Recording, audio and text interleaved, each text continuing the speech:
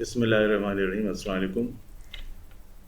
आज का हमारा टेक अपडेट के अंदर जो टॉपिक है वो है artificial neuron for electronic memory.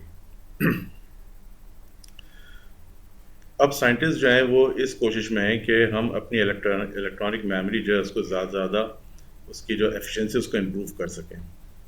उसके लिए उन्होंने जो अब इस वक्त एक नया एरिया ऑफ रिसर्च है वो ये है कि आर्टिफिशियल न्यूरॉन्स को डेवलप किया जाए। आर्टिफिशियल न्यूरॉन से मुराद हमारी है कि ये वो इलेक्ट्रॉनिक डिवाइसेस होंगी जो कि उसी तरीके से काम करने की कोशिश करेंगी जैसे कि ह्यूमन ब्रेन के अंदर न्यूरॉन्स काम करते हैं।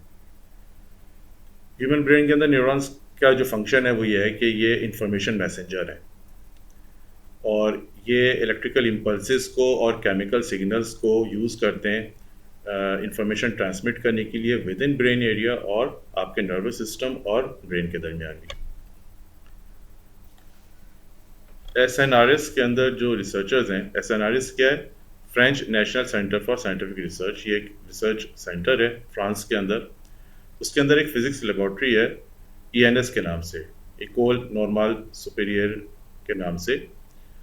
वहाँ पे जो साइंटिस्ट हैं उन्होंने आयनिक न्यूरॉन डेवलप किया है, उसका एक प्रोटोटाइप डेवलप किया है जो कि बिल्कुल उसी तरह से ट्रांसमिशन करेगा जैसे ह्यूमन ब्रेन का न्यूरॉन ट्रांसमिशन करता है।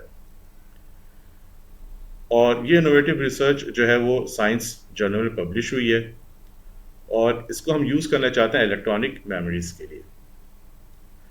अब जो इसके अंदर चैलेंज है, इशू है, वो ये है कि जो ह्यूमन ब्रेन के न्यूरॉन्स हैं वो बहुत एफिशिएंट हैं, बहुत ज़्यादा काम करते हैं और अगर हम वैसे उतना ही काम जो एक न्यूरॉन जो ह्यूमन ब्रेन के अंदर परफॉर्म करता है वैसे ही अगर हम किसी इलेक्ट्रॉनिक डिवाइस से परफॉर्म करवाना चाहें तो उसके लिए जो एनर्जी रिक्वायर्ड है वो बहुत ज़्यादा है।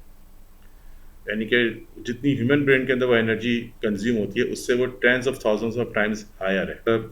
मशहूर साइंटिस्ट हैं, एमिनेंट साइंटिस्ट हैं, फ्रेंच लीदेरिच बुके। उन्होंने और उनकी टीम ने, स्टूडेंट्स की टीम ने ये आपके आयोनिक न्यूरॉन का आर्टिफिशियल आयोनिक न्यूरॉन को डेवलप किया, उसका एक प्रोटोटाइप। और इस आयोनिक न्यूरॉन को हम इलेक्ट्रॉनिक मेमोरी के लिए इस्तेमाल कर सकते हैं। रिसर्चर्स का जो एम है वो ये है कि हम इलेक्ट्रॉनिक सिस्टम्स डेवलप करें जो कि एनर्जी एफिशिएंट हो। कैसे एनर्जी एफिशिएंट हो? जैसे कि ह्यूमन ब्रेन है, जैसे ह्यूमन ब्रेन के अंदर न्यूरॉन काम बहुत ज़्यादा करता है लेकिन उसकी जो एनर्जी वो कंज्यूम करता है उसके मुकाबले में बहुत कम है, जो कि इंसान अपनी इलेक्ट्रॉनिक डिवाइसेस जो हमने डेवलप की उनमें अगर उतना ही काम करने के लिए हमें एनर्जी रिक्वायर्ड होगी।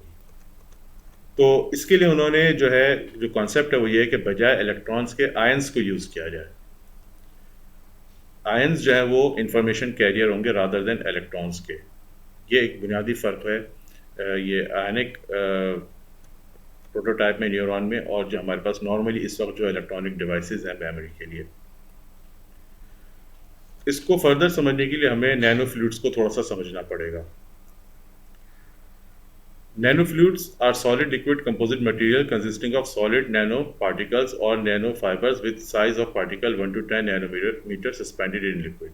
नैनो फ्लूइड्स क्या है कि ये हमारे पास एक सॉलिड लिक्विड का जो है वो एक कंपोजिट मटेरियल होता है जिसके अंदर हमारे पास सॉलिड नैनो पार्टिकल्स होते हैं जिनका जो साइज़ होता है वो तकरीबन 1 to 100 नैनोमीटर के बराबर होता है और ये लिक्विड के अंदर सस्पेंडेड होता है। नैनो फ्लूइड्स की जो ख़ास बात है वो ये कि इसकी जो थर्मल प्रॉपर्टीज़ हैं वो बहुत ज़्यादा इन्हेंस्ड हैं।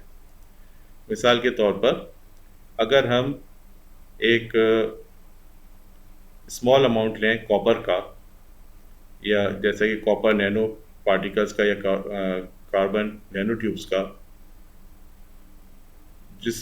जो कि आप इसको डाल दें या हल कर दें एक इथाइल ग्लाइकोल के अंदर या ऑयल के अंदर, तो वो उसकी जो थर्मल कंडक्टिविटी है वो बढ़ा देते हैं और वो आपकी, अगर आपने कॉपर नैनो पार्टिकल्स की बात करें तो 40% और अगर कार्बन नैनो ट्यूब्स की बात करें तो 150% इंक्रीज़ हो जाता है।